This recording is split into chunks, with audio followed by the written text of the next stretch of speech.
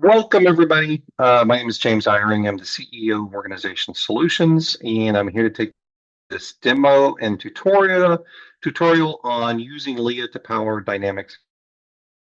One of the great things about the group that has signed up for this, but we have two sessions, but the groups that signed up for both sessions is we have people really familiar with our assessments and LEA and are going to use this more to. We have people who are just curious about this that might know us as a company, and some people we don't even know. So it's a great mix of people. And I'm going to try to aim this demo at all those groups so everybody kind of learns something, either about succession planning, assessment, or AI in general.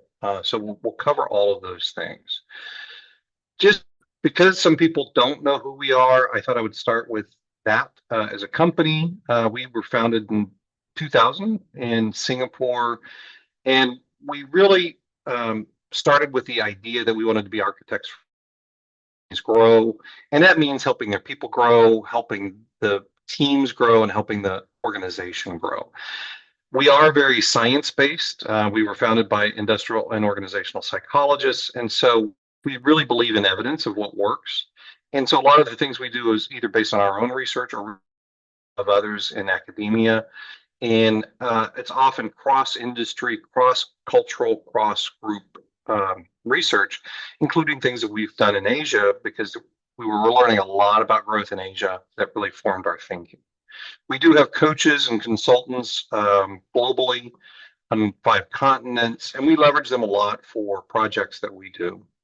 And because we started early on innovating, but one of the things that took us a while, assessment. In fact, we were doing a bunch of assessment work since about 2014, but we really were avoiding a full-blown assessment, and we did launch. We kind of, I say we avoided because we were doing lots of work to use assessment to develop people, but we weren't launching an assessment on its own. We did that around 2019, and since then, that growth leader assessment has really become a big part of our business. That's kind of us in a nutshell. We do, from a values perspective, we believe we want to be trusted professionals, and sometimes that means telling people that what they want to do is not the right thing. We care for their success, and of course, we like to be fun to work with. The areas of business. One is assessment. As I mentioned, that's really grown. We do a lot of work with leaders to accelerate their insights. We coach them. We develop them through development programs. We work with teams. In fact, that's why I'm in the UK right now, as I was just doing some work with a team. And we work on larger scale organization transformation. We have been lucky that we get to work with some great companies years, and we learn from them, and you'll see some of that reflected in what we do. Just so you know, LEA itself, LEA stands for Leader Effectiveness Accelerator, and it's the platform that we built to house the assessments that we use with leaders and teams. And what we're going to talk about today is the AI agent in LEA. And I kind of refer to an agent, but really there are multiple things that are going on in LEA. And think of it as like many talent agents that help you. So the reason why we created LEA was to help people solve some of these problems that they see with people and teams by using assessment. People remember the really simple things like my letters are, I'm an ENTJ, or I'm a red, yellow, green, or all these different things. Those are the simple things, but that's not really what helps you progress in development. It doesn't help you have impact in the organization. They're easy to remember, but they don't have outcomes. And it's to interpret it. And when you get trained up and certified, it's almost like, wow, there's just so much. How do I deal with it? And we use LEA to help us both interpret those assessments, but also just have greater impact overall with by leveraging multiple sources of data to help you think about leaders and teams and to help you have better impact. Help you. And we train that team with industrial and organizational psychologists. We put guardrails in place, and then we train it on all of the intellectual property research and theory that we have and that we gather, so that can help you and provide an informed view. So think of this as, it's not like a Copilot or a Gemini. It's built on those large language models, but it's really with other data in mind to help you in that area. So that's what today. I'm going to switch gear to succession planning. And succession planning, if you think about it, it's really about managing a portfolio of assets in the company. And three big elements of being able to do succession planning. And first of all is knowing the people. And sometimes we stop there when we're working on succession. But knowing the people, that I include style, that's those traits and mindsets. It's also strategy, but it's also behavioral risks, strategic thinking, 360 feedback, their interest, their motivation, their mobility, all kinds of things you want to know about a person to plan succession. The second piece is the job itself, and that is, what does the job require in terms of leader capabilities, the functional skills. I put developmental here. I like to think of these as developmental experiences the person's been through. Think about them as like crucibles. For example, we know international assignments is a huge crucible for people, and they really come out with great insight in how to work with other cultures. And there are many other kinds of crucibles that develop people. And then finally is know the organization. And that is the critical experiences that the organization needs. And a company that I really enjoyed their one of the things they came up with is they needed to develop country leaders, and they came up with sort of a 2-2-2 model of preparation for experience. And they wanted people to work in 2 functions, 2 countries, and 2 P&Ls before they made it to that level. And it was their way of really moving people around in a different way. But those experiences can be P&L experiences, R&D, international, etc. And there are things about stretch jobs to uncover the gaps in people. Knowing the company and the organization also might include culture of the organization and other important elements. So all 3 of these are really important. Now, if you can picture it, that's a lot of data. And there's a lot of information and input into succession planning.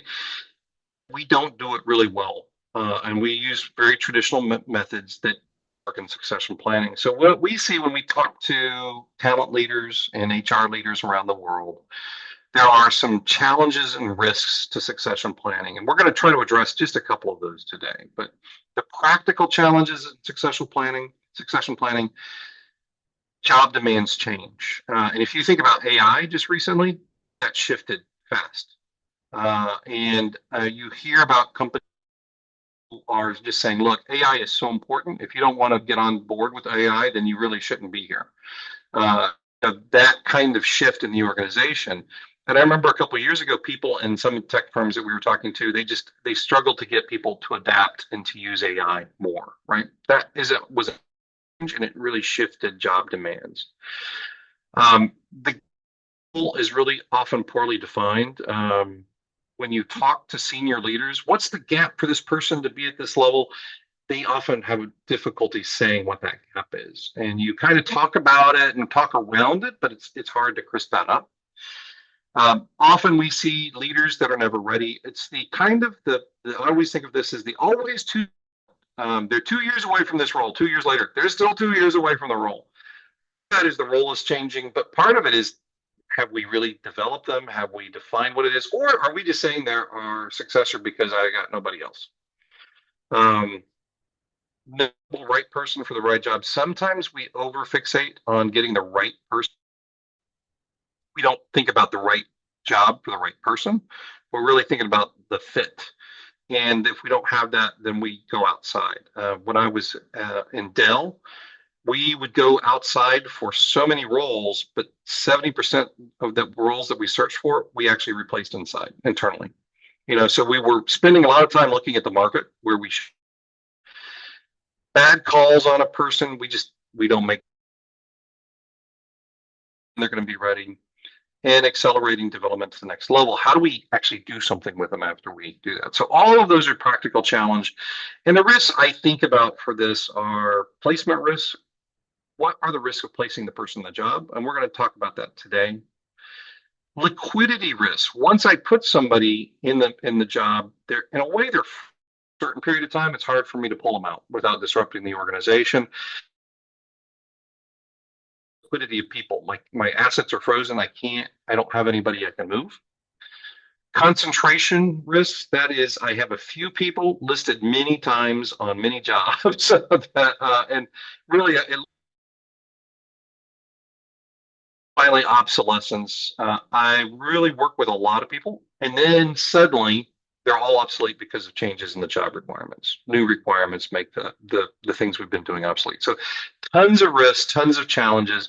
And what we want to do today is just talk a little bit about how you can address a few of those things. So today we're going to talk about three things on that succession challenge. Assessing readiness. And this is a combination to do that. We want to compare successors. And so how do I, when I have people, how do I compare them and what do I do to meaningfully compare them? And then accelerate readiness. How do I get more insights into impact? And how do I do a coaching plan for these people? And how do I use AI for all of that? And so those are the three areas that we're going to talk about. And again, it's mostly a demo, and I'll show you a little bit about the tool before we get into the AI piece, but I wanted to just kind of sit that we're doing. I will say that one of the things that I think of this, I'm going to do a little plug because I'll forget to do this later, but one of the things is I think of our AI, even though we've been working on it, I think of some of the things as beta versions, and you'll see why.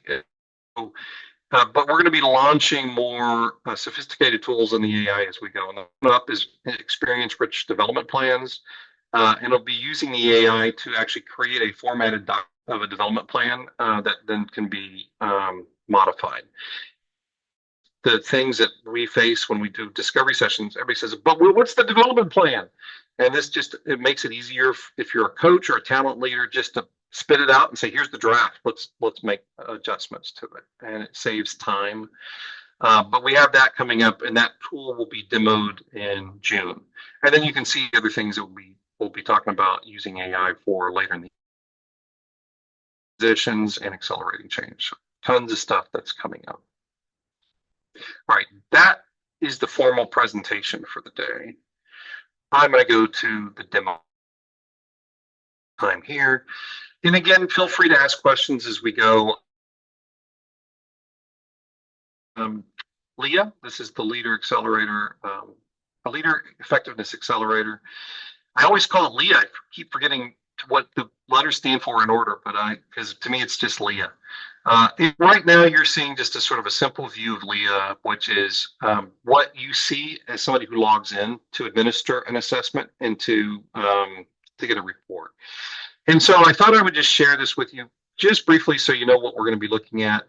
If I go in and I decide to send an assessment to somebody, it gives me the different types of assessments. And we only have 3 listed here that's available in this workspace: select, potential, and develop. And there's not available. And I can go in and I'll to administer these assessments. And potential is more of an add-on assessment. It's not a separate assessment, but it's just an add-on to the select and develop reports. I can administer it, and then I can go in and I can take a look at the data. And this is a sandbox. So the data here is real. It's on real leaders. The names of the leaders have been changed. And of course, the company has been changed as well. So everything's been scrubbed. Our engineers labeled some of the names. And so I noticed in one of the have 3 people named Quinn. I'm not sure how that happened, but so pardon the unusual names as we go. But this is actual data from people that were assessed on the assessment. And you can see the different capabilities and ratings on a 1 to 5 scale, 5 being high and 1 being low. And to go in to look at somebody's particular report, I could go in and I could look at their different reports. And you can see there's a 360 report available for this person. the growth leader assessment develop report and a potential report are all. I'm sorry, those are available. I haven't done the potential report in this person, so you can kind of get a sense for the data. The one thing I would say that is important to keep in mind is that when you look at the data, there are two elements of a growth leader assessment. One is we assess the style of the person, and that style is their personality, their traits. Most assessments focus on measuring style. And the challenge is style doesn't change very fast. And so you get insights to a person, but it doesn't help them develop. Because what do? You say, well, you work around it. All right. The other element that I think is better and more unique to the growth leader assessment is we measure strategies. And those are management practices that you can develop. And so when we look at LEA results in a bit, you'll see style and strategy mentioned. And LEA pivots more on the strategies to help the person develop.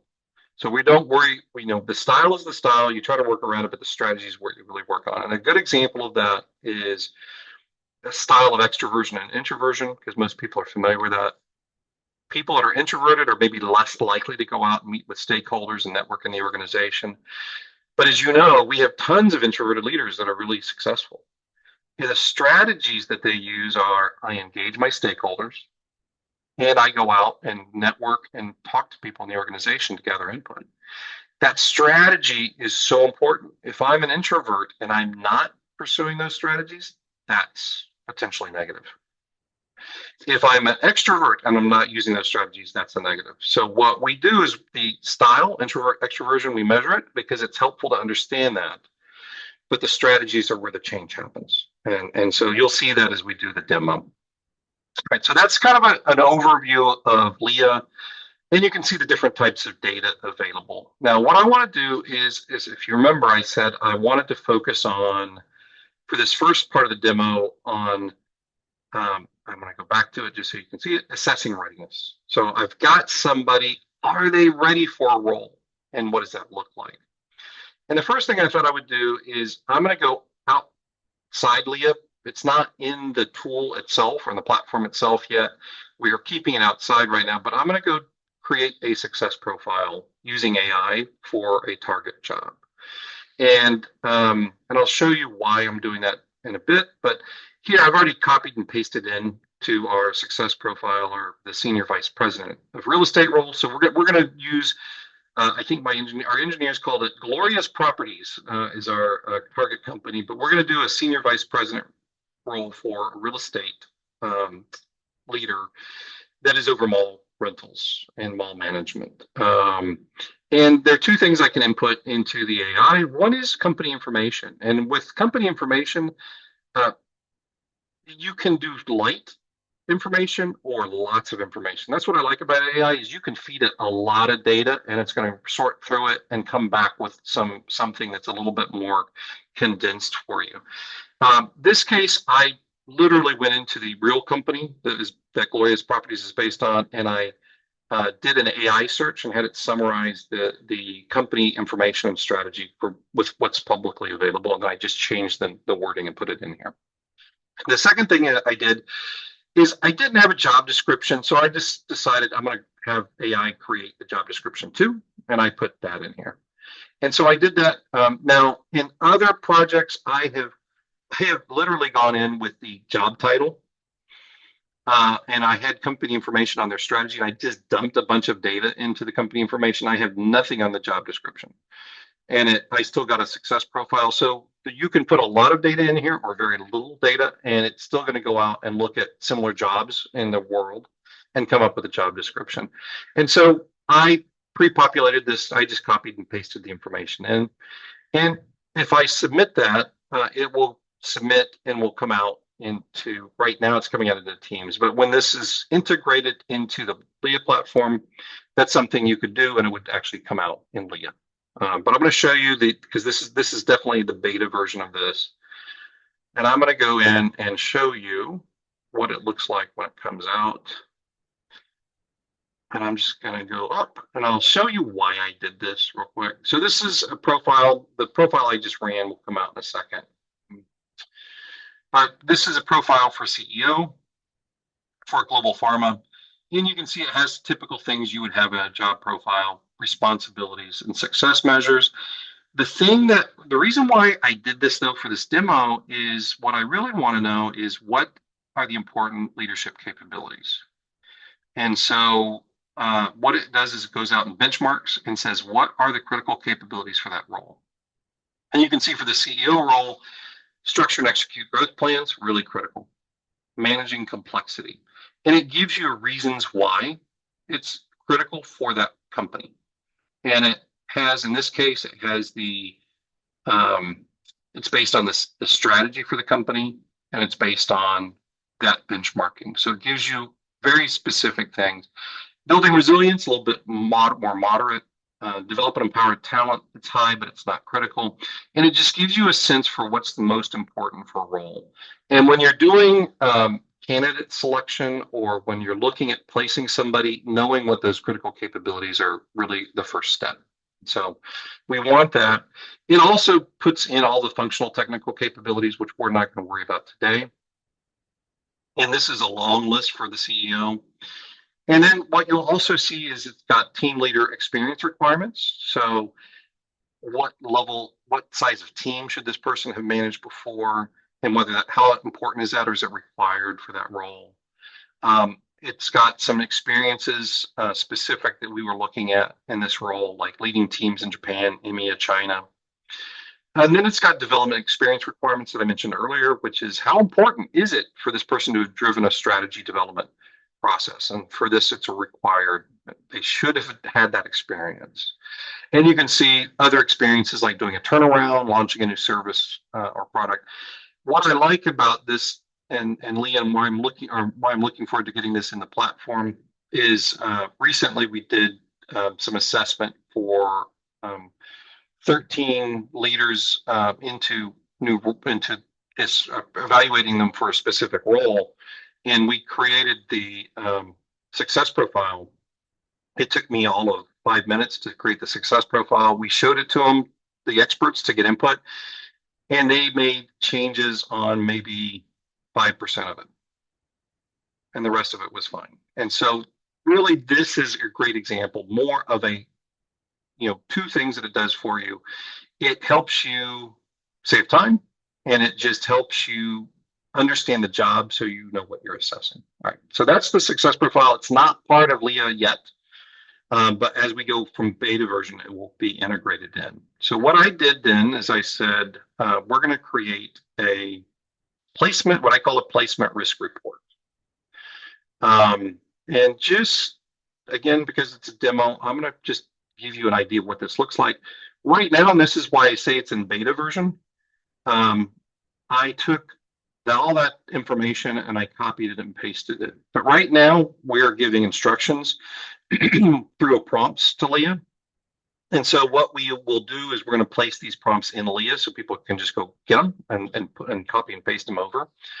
But the prompts will be replaced as we finalize this report so that you don't have to do the prompts. All you have to do is say, provide a placement risk report for these people. And LEA might ask you some questions. If you've got the data, you copy and paste it in, and then it gives you the report.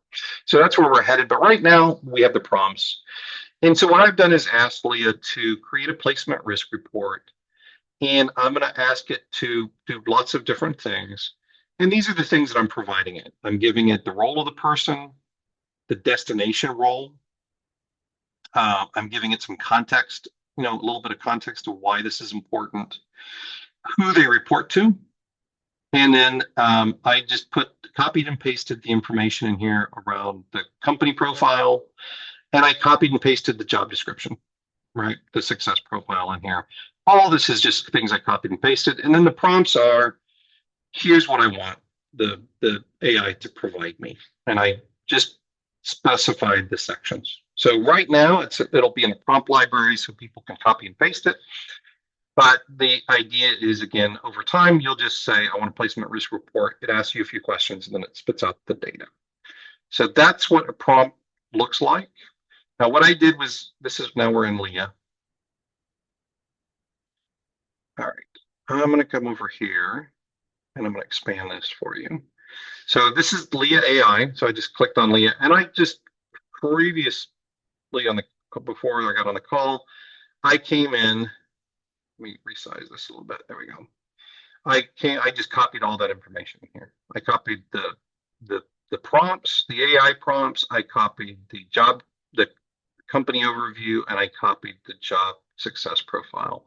Put it all in here, and now we're just going to run it real quick and see what we get. And I picked the person out of LEA. Now, the person in LEA, I think if I pick the right person, they have both. Oh, there we go. I thought I'd show you. It's thinking. They have both a 360 and a growth leader assessment. So I picked this person because one, I wanted to provide a lot of information about the company. I wanted to provide a lot of information about the success profile, and I wanted them to have two different assessments to look at. And so you can imagine as a assessor, I would be looking at all these things. I'd be like, what are my notes on the success profile? What does the 360 say? What does the GLA say? And right now, I'm just letting AI do the initial draft input for me. So I'm going to let it finish running. And I will say that it's really important as, an AI user that we are obviously trained on the assessments. We know what they are, and we then use those smartly. So we use AI, but we want the human in the middle. And so today we are the human in the middle for this. So I ran a placement risk report. And you can see here that, let me just, maybe I already shrunk it enough. I ran the placement risk report, and this is for Jamie Anderson, the leader in question. And they report into Casey Scott, who we also have data on. And it just says, by section of the placement risk report, what we find. And so the first section I asked it to produce is capability risks. And it went in and it went through the data, and it gives me by capability how important is the capability and their ratings and their scores. And interestingly, I did this yesterday and it came out as a table, and today I get no table. And that's why I say we're still testing it, but it will become a table later. But structure and execute growth plans is a critical capability for that role. The 64 here, that's the 360 score. So on a 100% scale, a 64 is not a great score. And so it's a 64 importance. It's rated highly important for the role. And then it gives me some information on the GLA. In fact, they're fairly unorganized overall. Oh, sorry, unorganized. This is the behavioral risk from the 360. We asked it about behavioral risks. So they have a high risk of being unorganized. Set vision and inspire action. It's highly important, but again, the scores are pretty low, and their behavioral risk is distant. So it just gives me some summary of data on this person.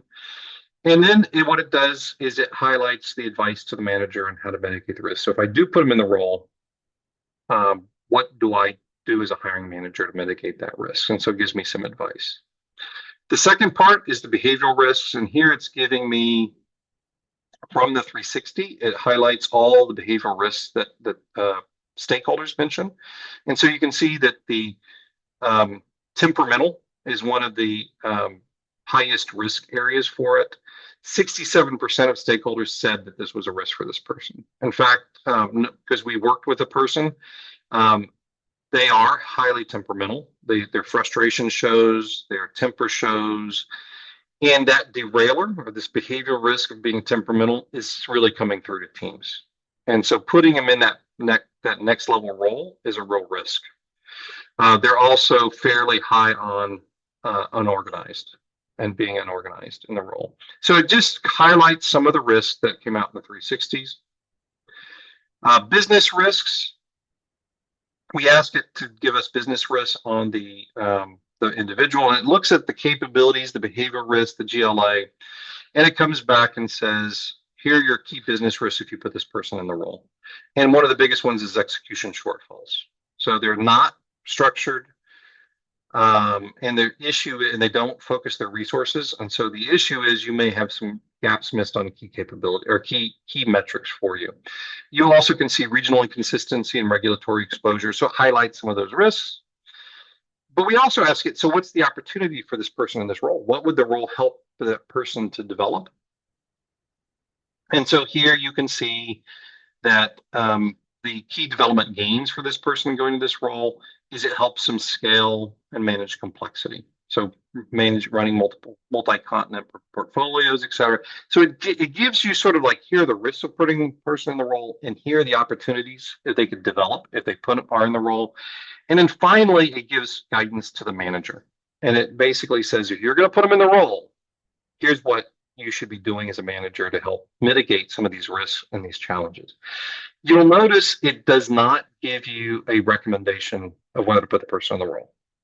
And we do that on purpose. We don't want AI making the recommendation.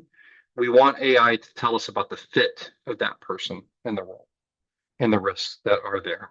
And so that's why we use the placement risk report. It's a great tool to just understand that person and that role and what's that fit. I did this with a client just recently. We were doing some assessment for development purposes, and the person applied for the next level role. And we did a placement risk report. And one of the things that the internal feedback from stakeholders was, this is a great person. And what came out in the placement risk report based on the data, and the data was a 360, the GLA, and we also fed in interview notes from the assessor and the simulations. We had put a lot of data in, but the placement risk report was pretty spot on because the person, everybody loves the person as a functional individual contributor expert, but they don't bring other people with them. And that was the biggest risk for that person. And they don't scale their systems and their processes. In the role that they were going into, those were the most two critical capabilities. And so we left that input with the leader because we said, we know, here are all the risks, and we wanted the leader to make that ultimate decision. So that's the first part of this. I guess the key things I would say, this part of the demo again, AI really can help us build those success profiles quickly. In our experience, does it really well. What would take hours for somebody to do takes 5 to 10 minutes now with AI. In the second, it can look at a lot of data. It can look at the job. It can look at the person's assessments, their 360s. I can feed it in other data, and it can do that and create a placement risk report pretty quick. So you get a sense for that. And then you have that data as you're making your decisions. I'm going to pause there because I've been going, and I said I was recording, and you could keep your questions to later, but I'm going to pause in case you have questions now. Questions on that first demo, part of the demo. Irene, I saw you Yes. you moved, so I thought I would ask you a question. I think I know the answer to my question, but I still wanted to check it. You can only use the growth leader assessment. You can't feed it other data if companies have other assessments. So you can now. The LEA. So let me go back. So LEA is the platform. And so you can, if you have other data, you can put it in here. Okay. Now it may not be trained on all of it beyond what you would find in an LLM. So Gemini has data from other companies, but it's whatever is out there. It's whatever is available. And so we've trained it on the GLA and the GL360. Right. We use a third-party simulation, executive simulation, and we've trained it on that. And we're about to train it on a third-party derailer measure. And so it will all be in there. So when we train it, we'll train LEA, but it can still use it. But we prefer to train it because then we know it's got better data as part of that training. Does that make sense? So I can take anything and put it in here. Okay. It'll be better when we've trained it specifically on those tools. Yes. So I got that, but I was just thinking that most people I've been working with over the last few years would have different assessments. Oh, yeah. Yeah, And you can so, easily take yeah, those and put them okay. in and just say, oh, I got this, I got this. What do you think? It'll Okay. use it. It just, and all I'm just saying is it'll be better when the things that it's Yes, been that makes specifically sense. trained on. Yeah, Yes, that's all. yes, yes. Thank you. Yeah. Yeah, we used it when in this last case that I mentioned with a person that was assessed for development. We fed it the interview transcripts as well. We actually have a separate AI that takes the interview transcripts and summarizes those That's fascinating. for our Yeah. assessors. But we fed it tons of data, and it was I would say that my experience with the AI is that sometimes it's better at summarizing than our assessors are, and it's Mm. just because it looks at everything, and as an assessor, you don't have the brain width to do it. But it's really important for the assessor then to look at it and say, maybe, maybe not, because they'll have different insights that are added to this. Okay, good question. Any other questions from anybody? And then I'll go to the second part. I tell you what, I may change orders though, because I'm doing this. I'm going to come back to the compare successors. Let me go down to accelerate readiness for a minute. Only because I have this one open. And I realized as I was doing the demo that I have this person's um, manager in the system too, right? And so I not only have this individual, but I have the manager. So I have assessments on both. And that dynamic to me is interesting.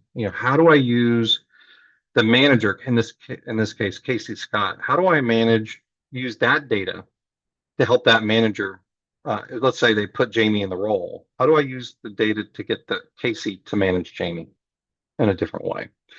So I'm going to go in and I'm going to go over to my prompts. And again, these are things that will be in a prompt library for the short term, and then the long term, they'll just be something that you can call up. And of course, what I do with it, I got to find it.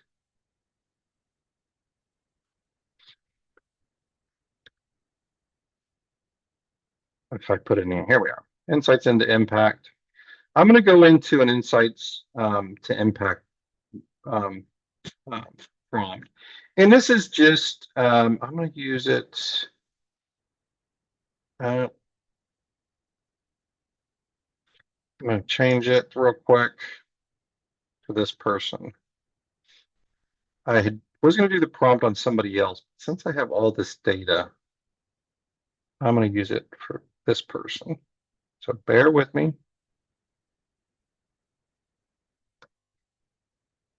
Oh, I have them already. Jamie, no, I don't.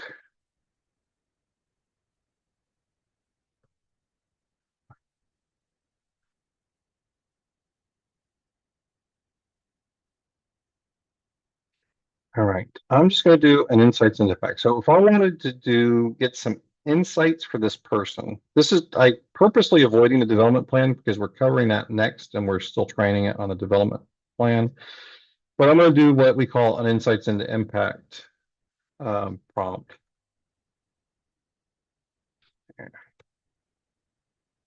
I'll just paste it in.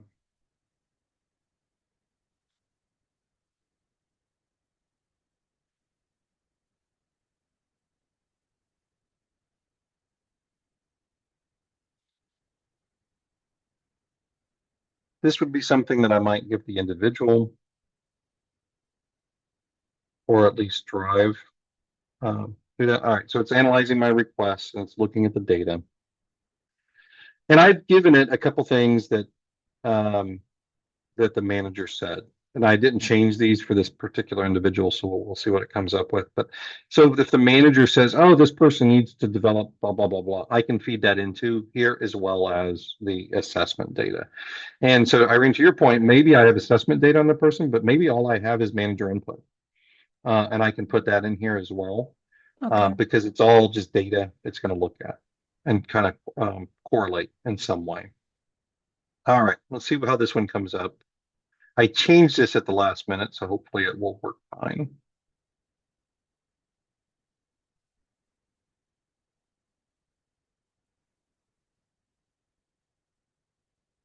All right, now this one is giving me tables which the other one should have.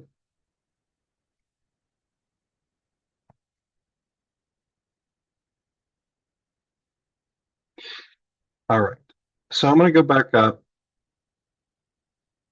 and go into the Insights into Impact report. So this is on the same person that we just did the placement risk report. And this is just going to summarize, how do I take, if this person goes in the role, what are the strengths that they should leverage? And in this case, it looks at the growth leader assessment and the 360 and says, look, both of these things say that you're great at leading innovation and driving new opportunities. And that's really important. So it gives you some advice on how to leverage that strength. Package innovation into small measurable pilots with owners, budget, da da da da. So it's just giving some advice on those strengths to leverage. And as you know, if you coach leaders, that's a great thing for people to kind of go in with and be thinking about those strengths in that new role. Then it provides me areas to develop. And this section, you can see it's a little more clear here. It gives you the ratings by area.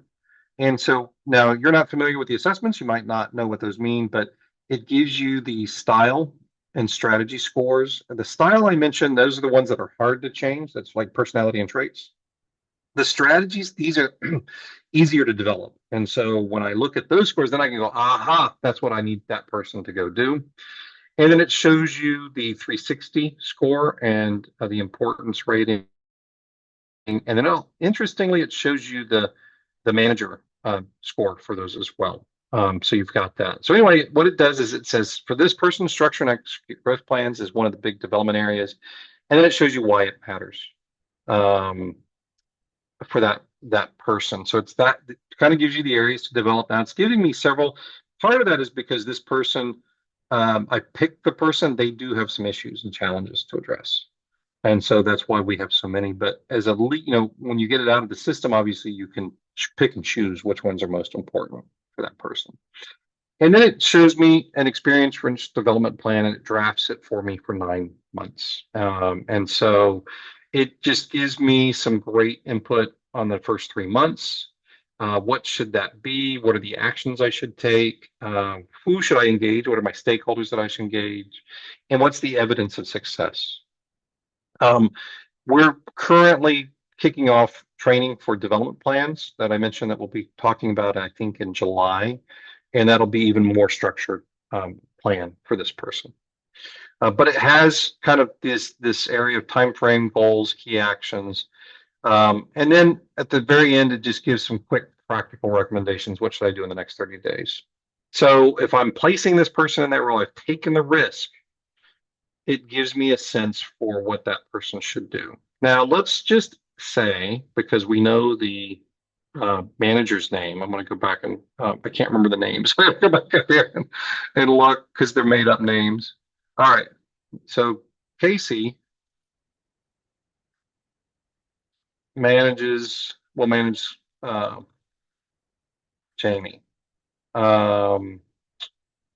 Provide a coaching report that addresses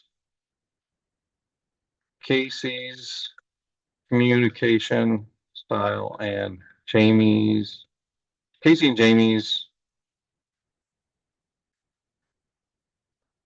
communication style and approach to work. Provide a coaching report for Casey. All right. That's what I get for not doing the prompts earlier. I forget what I'm doing. Provide a coaching plan for Casey to coach Jamie. Address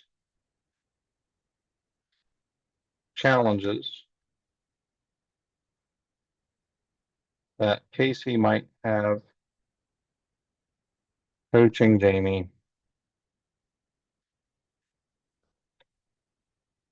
based on their communication style. All right, I'm going to see what that comes up with. One of the things, I haven't tested this prompt with it, but we had some cross-cultural differences between leaders. And we would say, well, Jamie is from such and such country, Casey's from this other country. look at their communication style and look at their reports. What should be Casey be doing? And it can give great advice for the manager to address that.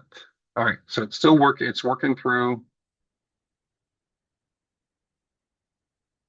Oops, did I do that?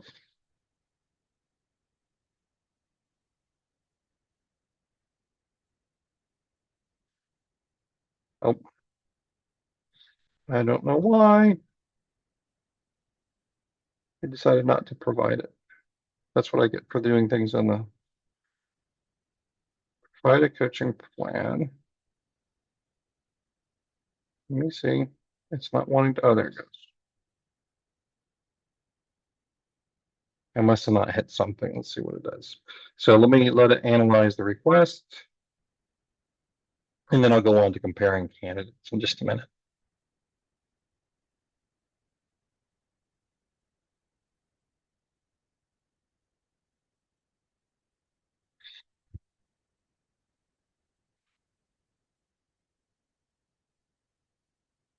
I tend not, as a coach, because I do a lot of coaching.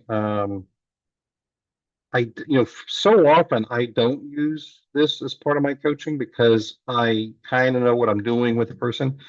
But occasionally I'll get something that I'm like, what should I be doing? And it's a great tool just to go in, and it gives me, so it's like my little personal supervisor of a coach to give me ideas and suggestions for what I can do with a person. And I really like that. So this is their coaching plan. This is for the manager.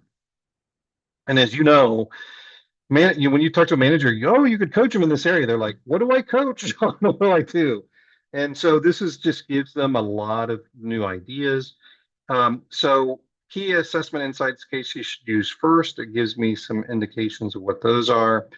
Coaching approach, how Casey should show up. I liked some of these things. I didn't even know what I was going to put out, but frame is option oriented.